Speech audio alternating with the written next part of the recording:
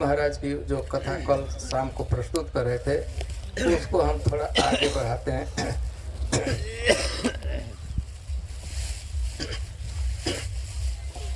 हम यहाँ तक वर्णन किए थे कि ध्रुव महाराज को आज्ञा दिया, आदेश दिया नारद जी ने, तत्तात गच्छ भद्रम ते जमुनायास्तटम शुचि पुण्यम मधुबनम यत्र सानिध्यम नित्यदा हरे। नारद जी का वाक्य है। मेरे प्रिय पुत्र तात ध्रुव, तुम मधुबन में जाओ। तत्तात गच्छ भद्रम ते जमुनायास्तटम शुचि, जमुना जी के पवित्र तट पर एक वन, उसका नाम है मधुबन। पुण्यम मधुबनम, पुण्य पवित्र मधुबन है। यत्र सानिध्यम नित्यदा हरे, भगवान वहाँ नित्य रहते हैं। मधुबन में भगवान हमेशा रहते हैं, यह नारद जी कहते हैं। नारद जी के आदेश पाकर इति तुक्तम तम परिक्रम्य प्रणम्य च निर्पारभक यजौ मधुबनम पुण्यम हरे चंदन चर्चितम। नारद कहते कि नित्यम सानिध्यम नित्यदा हरे, निरंतर भगवान मधुबन में रहते ही। और फिर वर्णन किया जाए यजो मधुबनम, मधुबन में ध्रुव महाराज आए, उसकी हरे चरण चर्चितम, भगवान के चरण चिन्हों से सुशोभित यह वन है। भगवान को चारण करने आते हैं तो नग्न पैर से, चूंकि भगवान इन वनों में घूमते हैं, उनके चरण चिन्ह से उभरते रहते हैं, भरे हुए हैं। और पृथ्वी देवी उसको बड़े संजोग करके रखती है, मिटने नहीं देती है। धूलि पर भी भगवान का चरण पड़ता है। तो पृथ्वी देवी ब्रज की भूमि, वृंदावन की भूमि बढ़िया से उसको संजोग करके मिटने नहीं देती। हरे चरण चर्चित। तो यहाँ आ गए। आने के बाद हम कल वर्णन किए थे, ध्रुव महाराज आए मधुबन में, संध्या के समय पहुँचे थे। सूर्यास्त हो चुका था, अंधेरा होने ही वाला था। उसी समय आए तो जमुना जी में स्नान किए। थक कर 300-400 किलोमीटर चल कर आए थे, पैदल आए थे, छोटा 5 वर्ष का लड़का। हम जमुना जी में स्नान किए और थोड़ा पानी पीकर किसी पेड़ के नीचे लेट गए, लौट गए। उस दिन कुछ खाया नहीं। तीर्थ में हम किसी तीर्थ में जाते हैं तो नियम है कि वहाँ जब प्रवेश करते हैं तो प्रथम आहार का त्याग करना चाहिए। ये छोटा सा बच्चा है तो शाम को खाएगा, पानी पीकर जैसे पेड़ के नीचे लेट गए। इसके बाद यहाँ पर उन्होंने तपस्या किया 6 महीने। प्रत्येक महीने में उनके खाने का वर्णन किया। क्या खाए थे महाराज कल वर्णन कर रहे थे। फल, पपित थे, एक विशेष प्रकार का फल होता है जो खाकर, और रोज नहीं खाते थे। 3 दिन में एक बार। 1 महीने फल खाए थे तो 10 दिन केवल फल खाए, 10 बार केवल फल खाए 1 महीने में। हम लोग कितने बार खाते हैं? कम से कम 60 बार तो खाए 1 महीने में। कम से कम कोई ज़्यादा मूड़ी फाक लेगा तो दूसरी बार 3 बार तो 90 बार। ध्रुव प्रथम महीने में फल खाए थे। द्वितीय महीना जब प्रारंभ हुआ तो क्या खाए थे?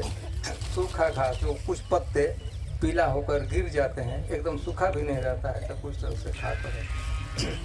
और वह भी 6 दिन में एक बार।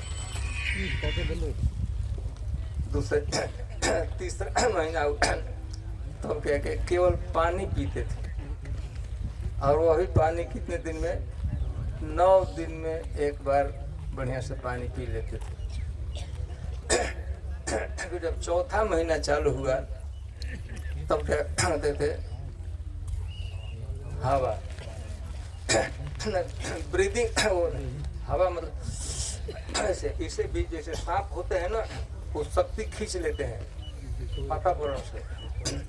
पेड़ सारी शक्ति खींच लेता है पानी से। सांप होता है ना, सांप खाते हैं और जो न्यूट्रियस है, न्यूट्रियस आकाश में वो तक सांस तो रोज सांस नहीं बनती है हवा मतलब कि वो अभी 12 दिन एक दिन तो ऐसे हवा में जो क्या कहते हैं पोषक तत्व है वो आ जाता है और उसी से उनका जो 5वां महीना तो यही करते हैं। हवा का ही भोजन चढ़ रहा था, एक एसिडिटी बढ़ गई, खड़े हो गए। पहले बैठ कर जब पढ़ते थे वो पढ़ते थे, 5वें महीने खड़ा हो गए तो एडिशनल हो गया ना। खड़ा जब करते समय ऐसे पूजा करते समय बैठते थे, लेकिन विशेष कर तपस्या एक पैर पर खड़े। और 6वां महीने हुआ तो आपको महाराज कल वर्णन कर चुके हैं, अनुवाद ही होता ही था। भगवान उनके सामने प्रकट हो गए, गरुड़ पर चढ़कर भगवान आए थे। ध्रुव महाराज जिस समय भगवान आए थे तो उस समय वो ध्रुव खड़े नहीं थे, वो बैठे थे, ध्यान कर रहे थे भगवान के नक्श पूरा। वो ध्यान मनोमय ध्यान नहीं था, भगवान की स्वयं छवि उनके हृदय में अंकित हो गई थी। एकदम देख रहे थे, केवल आंख बंद किए थे, अंदर भगवान को देख रहे थे। भगवान उतरे गरुड़ से, गरुड़ को बाजू में खड़ा कर दिया और वहाँ पर खड़े हुए। भगवान को प्रतीक्षा करना पड़ा, आंख बंद किए थे ध्रुव महाराज, भगवान वहाँ खड़े हैं, भगवान को प्रतीक्षा करके लेता है, उसका समाधि भंग नहीं। तो भगवान क्या, भगवान जो उनके अंदर थे वो निकल गए बाहर, मतलब उनका ध्यान से उझल। ध्रुव महाराज को पूरी ताकत लगाए, यार विकल उठा गए भगवान का रूप हमने, तब उससे विकल प्रयास करते तो आंखें खुल गई। आंखें खुल गई तो जिस रूप को देख रहे थे अंदर देखते कि वही भगवान तो खड़े हैं। भगवान के सौंदर्य को और देखे कि भगवान इतने स्नेह भरी दृष्टि से, स्नेह से, प्रेम से हमारे तरफ देख रहे हैं, वात्सल्य से मेरे प्रेम दृष्टि से हमको देख रहे हैं। बड़ी ध्रुव महाराज की बड़ी इच्छा हुई मैं भगवान को कुछ कहूँ, प्रणाम की कुछ कहूँ, लेकिन 5 वर्ष के लड़के थे, अभी तो 5.5 वर्ष के, 6 महीना बीत गया था, 5.5 वर्ष के थे बेचारे, पढ़े नहीं लिखे थे, बोलना तो चाहते थे लेकिन कैसे भगवान की स्तुति की समझ में नहीं आ रहा था। ग्रामर नहीं पढ़े थे, संस्कृत नहीं, कुछ भी नहीं पढ़े। भगवान ने उनकी विकल स्थिति को देखे, भगवान जान गए तो भगवान अपना शंख जो था 5 जन्य शंख, कहीं कहीं लिखा गया है ललाट में, कहीं कहीं है गाल में, टच करा। टच करते ही सरस्वती जी जितना बोल सकती है उससे भी बढ़िया भाषा बोलने की क्षमता आ गई। विद्या की प्रतिष्ठा विद्या की वो कितना बढ़िया बोलती होगी, शुद्ध बोलती होगी, कल्पना हम लोग नहीं कर सकते हैं। लेकिन ध्रुव महाराज को सरस्वती जी ने, चाहे वो उसके शंख के स्पर्श मात्र से इतनी क्षमता आ गई कि एक तरह सरस्वती जी को बोलने को कहा जाए और एक तरह ध्रुव महाराज को, ध्रुव महाराज जीत जाते थे कॉम्पिटिशन। और उन्होंने भगवान की स्तुति की, 11 श्लोकों में स्तुति किया। वह समझिए 11 रुद्र ही हैं, जैसे प्रकाश दे देता। आध्यात्मिक जगत के कोई समझना चाहते हैं, सूर्य के प्रकाश में सब कुछ देखा जा सकता है। तो ध्रुव महाराज को 11 श्लोकों को आप जान जाएंगे तो आध्यात्मिक तत्व क्या है, भगवत तत्व क्या है, भक्ति क्या है, एकदम पूरा समझ दिखने लगा। महाराज उसमें एक श्लोक बोल रहे थे, योन्तः भविष्य मम वाच मिमां प्रसुप्तां संजीवत अखिल शक्तिधरः स्वधाम्ना अन्यांश हस्तचरणा शरणात्वगादीन प्राणान् नमो भगवते पुरुषाय तुभ्यम्। एक श्लोक ऐसे नहीं, हम श्लोकार्थ नहीं करें, स्तुति की 11 श्लोकों में। तो अंतिम में उसी श्लोकों में एक में उन्होंने कहा कि भगवान कहे, बीच में बोले कि ध्रुव मैं तुमको देखने के लिए आया हूँ और तुमको देने के लिए आया। मेरे हाथ में खुजली हो रही है तुमको देने के लिए। देना है, इतना इच्छा है, कहा बोले कुछ जल्दी से जल्दी देना है। और मैं लक्ष्मीपति हूँ, सर्वेश्वर, कोई कमी नहीं है, संकोच मत करना, जो मांगना है।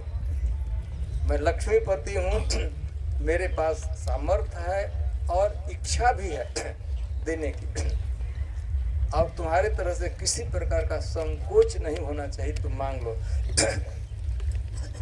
तो उनको जो अवसर दिया गया तो उन्होंने मांगा वरदान, भक्ति मोह प्रहर्ताम त्वयि प्रसंगो भूया दनंत महता अमला शयानम ये नान जैसे उल्बणम कुरु वैष्णव भवाब्धिम।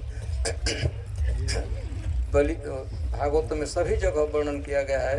ध्रुव महाराज कहे कि हे भगवान, आप कृपा करके जो निरंतर आपके भक्ति में लगे रहते हैं उन भक्तों का हमें संग दे दीजिए, साधु संग। ये तो देना ही, लेकिन इससे हमारा संतोष नहीं होगा, तुम मांगो और कुछ मांगो। तो भगवान बहुत आग्रह कर रहे थे, मांग लो मांग लो। ध्रुव महाराज ने कहा, महाराज कल श्लोक को, स्थानाभिलाषी तपस्वी स्थितो हम। हे भगवान, मैं स्थाना विश्व का सबसे सुंदर मोस्ट ऑपुलेंट किंगडम के लिए, धन के लिए मैं तपस्या में भक्ति में लगा था। स्थानाभिलाषी तपस्विस्तुतो हम त्वां प्राप्तवान देव मुनीन्द्र गुह्यम काचम विचिन्वन अभिदिव्य रत्नम स्वामिन कृतार्थोस्मि वरम न्याच। हे भगवान, मैं एक कांच का टुकड़ा, फूटे हुए कांच का, शीशे का टुकड़ा ढूंढने के लिए घर से निकला था। जो विश्व का सबसे समृद्ध राज्य है, किंगडम है, उसकी तुलना करते हैं टूटा हुआ कांच। तो मैं वह खोजने आ जाता था, लेकिन आज मेरा क्या सब है, त्वाम प्राप्तवान दिव्य देव मुनीन्द्र गुह्यम। बड़े बड़े देवता लोग भी, बड़े बड़े ऋषि मुनि लोग तपस्या करते थे, देखते रहते हैं, बहुत प्रयास करते हैं आपको प्राप्त करने के, वो प्राप्त नहीं कर सकते हैं। आपको मैं एक दिव्य चिंतामणि प्राप्त कर लिया, आप प्राप्त हो गए, इसीलिए स्वामिन कृतार्थोस्मि, मैं कृतार्थ हो गया, आपसे कुछ नहीं चाहिए। भगवान कह करे तो हम सबको विदित है कि तुम किस लिए तपस्या किए हो, ये हमसे ज्ञात छुपा सभी। नारद जी ने हल्ला पंचाया है कि किस लिए तपस्या करने गया। जब ध्रुव महाराज का अपमान हुआ, घर से निकले तो घर में इतना था कि न मैं, हमारे 2 भाई हैं, आधा राज्य हमको लेना। घर से बाहर आए तो उनके मन में अभिलाषा बढ़े, आधा क्या, मैं बड़ा भाई हूँ और धर्म के अनुसार राज्य का मैं उत्तराधिकारी हूँ, पूरा राज्य लेना है, आधा नहीं। पहले आधा ही सोचे थे, 2 भाई आधा आधा। मैं ज्येष्ठ पुत्र हूँ तो राज्य पुत्र मेरा अधिकार है, धर्म के अनुसार ज्येष्ठ पुत्र राज्य का अधिकारी होता है, पूरा ले। उससे जब थोड़ा आगे बढ़े, अरे भगवान से ही जब मांगना है तो पूरा कर। हमारे मैंने ग्रैंड फादर को, ब्रह्मा जी को, उससे भी उतना लेना है। तो ब्रह्मा जी का तो कितना पद है, पोजीशन है, तो सर उससे जब आगे बढ़े, अरे भाई भगवान से ही लेना है तो ना। आज तक विश्व सृष्टि में कुछ भी किसी को नहीं मिला वैसा हमें ऑपुलेंस बढ़िया कि भगवान से मांगना है तो भगवान तो देंगे ही। तो यह इच्छा था कि मैं ऐसा राज्य चाहता हूँ, यह अम्बिशन था मांग शुरू से में, कि आज तक विश्व सृष्टि में किसी को भी उतना ऑपुलेंस किंगडम नहीं मिला। तो भगवान कहते तुम यह अभिलाषा लेकर, अम्बिशन लेकर निकले, आज कहते कुछ नहीं चाहिए, स्वामिन कृतार्थोस्मि वरम न्याच, में वर नहीं मांगना चाहिए, कुछ नहीं चाहिए। वो पता है, यही बताते कि मैं तो, मुझे जितना आशा करता था कई गुना ज़्यादा मैं मिल गया। भगवान कहे कि बेटा ठीक है, तुमको कुछ नहीं चाहिए, लेकिन अब मेरा प्रेस्टीज इशू का सवाल है, प्रेस्टीज इशू। तुमको तो लोग क्षमा कर देंगे, सब लोग क्या कि बच्चा है बेचारे को मांगने नहीं आए, लेकिन विष्णु को देने भी नहीं आए, फुसला कर भेजा, फुसला दे मिठाई देकर भेज। तो जब हमारी बड़ी भारी बेइज्जती होगी, इस तो मांगने नहीं आया, तो बेचारा लड़का था मांगने नहीं आया तो इसको देने भी नहीं आया, मेरी प्रतिष्ठा की रक्षा के लिए बेटा कुछ ले लो, लेकिन वो तो एकदम बड़े हुए थे कि ना कुछ नहीं चाहिए। तो भगवान ने दिया अपने, उन्होंने मांगा नहीं, और ध्रुव महाराज स्वीकार पे आप जानते होंगे 36,000 वर्ष तक वही राजा बने। ध्रुव महाराज नहीं चाहते थे, तो आखिर नहीं चाहते थे तो यहाँ आ गए, क्यों लिए? हम तो लिए तो ध्रुव महाराज कह रहे थे कि मैं नहीं लूँगा, नहीं लूँगा, हमको कुछ नहीं चाहिए, कुछ नहीं चाहिए। भगवान ही कहे कि बेटा तुम नहीं चाहते हो, तुम्हारी माँ चाहती है,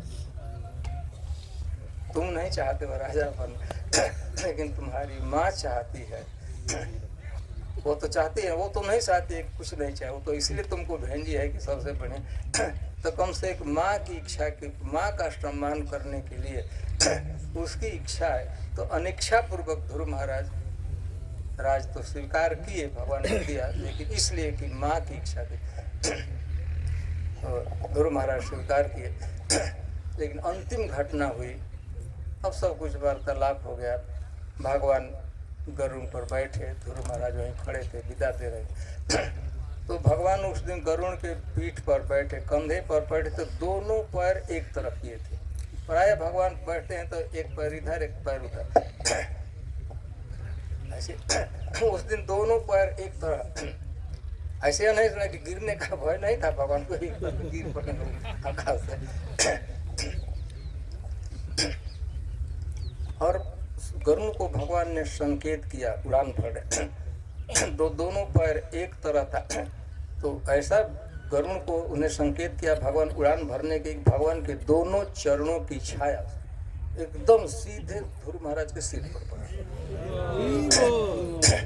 निताई पद कमल कोटि चंद्र सुशीतल ये छाया जगते जुड़ाई। हम लोग गाते हैं, अब बताए कितना उनको प्रसन्नता हुई होगी तो भगवान के दोनों चरणों की छाया, और ऐसे उड़ान ऐसे भरते रहे कि मैंने कुछ देर तक उनके सिर पर छाया पड़ना था। लेकिन कितना दिन तक आकाश में उड़ना था, एक तरफ उजल, जो ही उजल हुआ भगवान का जो चरण का छाया जो ही दूर हुआ, ध्रुव महाराज फेंटेड होकर गिर पड़े एकदम। जितना घर से दुखी होकर निकले थे उसे करोड़ों गुना दुख तब हुआ भगवान का छाया।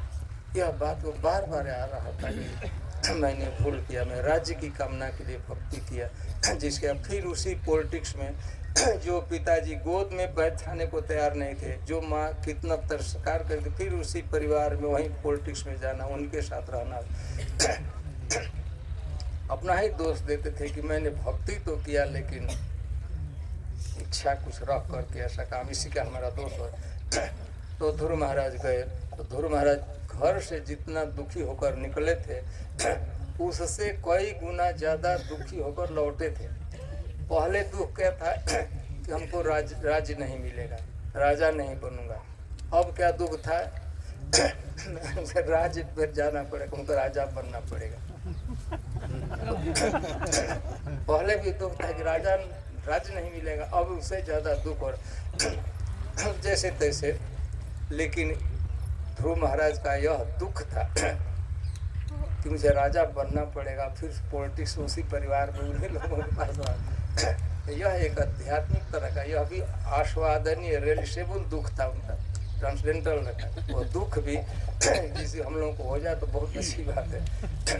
तो ध्रुव महाराज गए, लौटे, नारद जी किसी तरह खबर मिल गया था उनको, पिताजी को कि आ रहा है। तो महाराज उतानपाद की क्या स्थिति थी, ध्रुव महाराज तो यहाँ तपस्या कर रहे थे, पिताजी एकदम उनका हृदय जलता एकदम विक्षिप्त जैसा हो गए।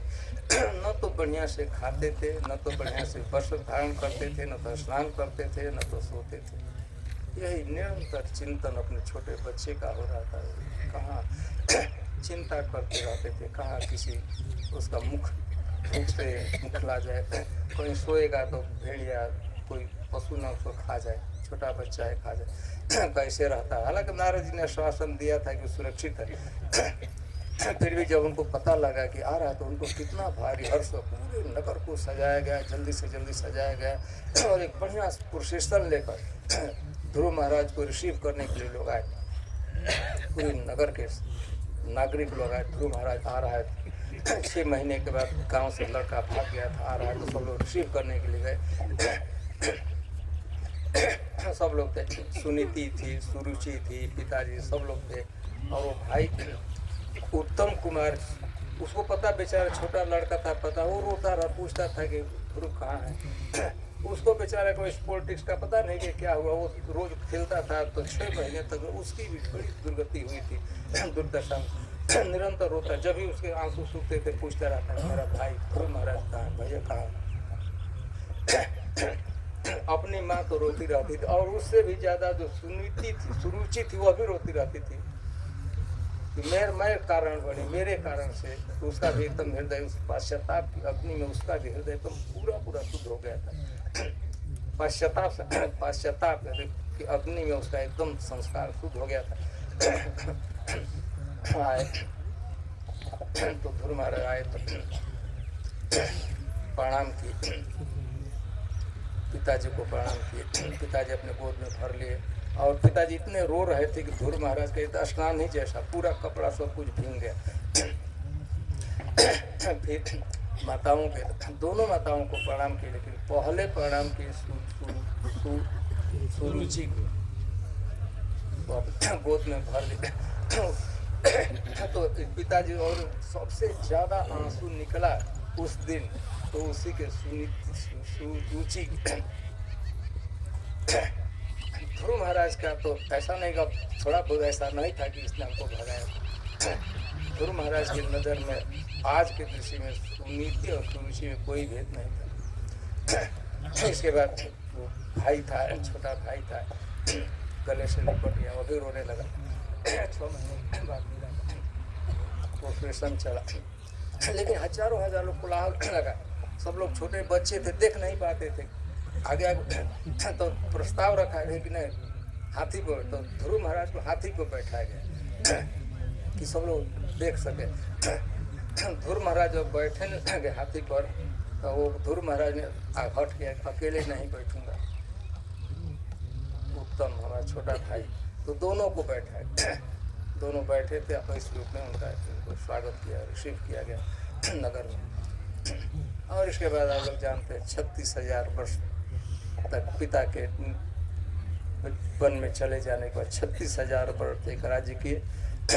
और इसके बाद नेक्स्ट उन्होंने भजन किया था, वो भजन किए थे बद्रिक आश्रम में अपने पुत्र को। पुत्र का उत्कल उड़ीसा से आए, तो उसको राज पर अभिषेक किया। और अलकनंदा के तट पर बद्रिक आश्रम गए थे। कल महाराज कथा संक्षेप में बता ही चुके। अलकनंदा के तट पर भगवान का भजन किए अंतिम समय में, और वहाँ पर इतना बढ़िया से वो भजन किए। अलकनंदा नदी में रोज ठंडे पानी में स्नान करते थे, भजन करते, और भी साधु महात्माओं के साथ भजन करते थे। एक दिन ध्रुव महाराज ने देखा कि नंद और सुनंद भगवान के विशिष्ट जो पार्षद हैं, चमकता हुआ विमान लेकर आए वहाँ पर, और स्वागत किया उन्होंने, बढ़िया से स्वागत किया और ध्रुव महाराज का। और ध्रुव महाराज से कहे कि भगवान ने आपको भेजा है विमान पर, चलिए वैकुंठ चलिए। ध्रुव महाराज फिर बढ़िया से स्नान किया, और जो और भी साधु महात्मा थे वृद्ध, सबके आश्रम में जाकर सबको प्रणाम किए, सबको प्रणाम किया, आशीर्वाद लिए। आपके एसोसिएशन में रहा, भक्ति की आप लोगों के का मुझे अब भाई मैं जा रहा हूँ। सभी महात्मा लोग वरदान दिए, आशीर्वाद दिए। ध्रुव महाराज को पर चरण छू छू कर सभी महात्माओं, इतने बड़े भक्त थे जिनके लिए विमान आया हुआ है, नंद सुनंद भगवान के पार्षद विशिष्ट पार्षद आए, थोड़ा भी विमान नहीं था, सभी महात्माओं को प्रणाम किए, जाने लगे। चढ़ना था, अब एकदम चढ़ना ही था, ऊपर बोर्डिंग करना ही था। तब तक नंद सुनंद ने देखा कि ध्रुव महाराज, अब तो बड़े प्रश्न का चेहरा थोड़ा सा मलिन हो गया, बड़े चिंतित दिख पड़े। तो नंद सुनंद ने पूछा, ध्रुव महाराज ये तो प्रसन्नता का दिवस, अरे ऐसा सौभाग्य आपको भगवान ने स्वयं भेजा है, वैकुंठ में चलना है, इस समय लगता है चिंता कुछ हो रही थी चेहरे पर कुछ। भगवान ध्रुव महाराज कहे कि हाँ मुझे तो बड़ी प्रसन्नता है, मैं जा रहा हूँ, लेकिन एक बात का मेरे हृदय में कसक है, जिस माँ के कृपा से जिसने हमको उपदेश किया, मैं भक्ति कर किया, आज मेरा इतना सौभाग्य है कि वैकुंठ के आप लोग आए हैं, पार्षद आप लोग आए हैं, विमान आया है, लेकिन मुझे अपनी वृद्ध असहाय माँ की याद आ रही, जिसने अपने उदर में हमको जन्म धारण किया, 9 महीने 10 महीने का हमारा जहाँ पालन पोषण किया और हमें भक्ति का उपदेश किया। वृद्ध हो ही चली, 36,000 वर्ष है तो काफी, उसको याद आ रही है माँ, उसके छोड़कर मैं कैसे जाऊँ। तो भगवान नंद आकाश में देखे वो विमान जा रहा है, देखे सच एक विमान जा रहा था, देखो उसमें आपसे पहले जा रही है आप, तो उसकी माँ गई। महाराज चर्चा करे तो हम भी बार बार इस बात जब यह बात कही कि आप चिंता मत करो, और सचमुच आगे एक विमान जा ही रहा था, तो बैठी थी। उसके तात्पर्य में लिखते हैं, मैंने भी कृष्ण भावना का प्रचार किया है और हजारों हजारों हमने शिष्य भी स्वीकार किया है। मैं तो हर एक दृष्टिकोण से कृपल हूँ, लाचार हूँ, पंगु हूँ। प्रभुपाद जी लिखते, मैं पंगु हूँ, लाचार हूँ, भक्ति तो हुई नहीं। लेकिन हजारों हजारों हमारे शिष्य, कोई एक भी यदि ध्रुव महाराज जैसा भक्ति करेगा तो उसके भक्ति के प्रभाव से, जैसे ध्रुव महाराज की भक्ति के प्रभाव से उनकी माँ वैकुंठ गई, तो मेरा भी कुछ आशा है कि हमारा एक भी भक्त बढ़िया से भक्ति करेगा ध्रुव महाराज ऐसा, तो उसके भक्ति के, अपने शिष्य के भक्ति से के प्रभाव से मेरा भी कुछ आशा है वैकुंठ जाऊंगा। तो इसे शब्द रूप में मत जान लीजिए, यह प्रभुपाद जी की नम्रता है।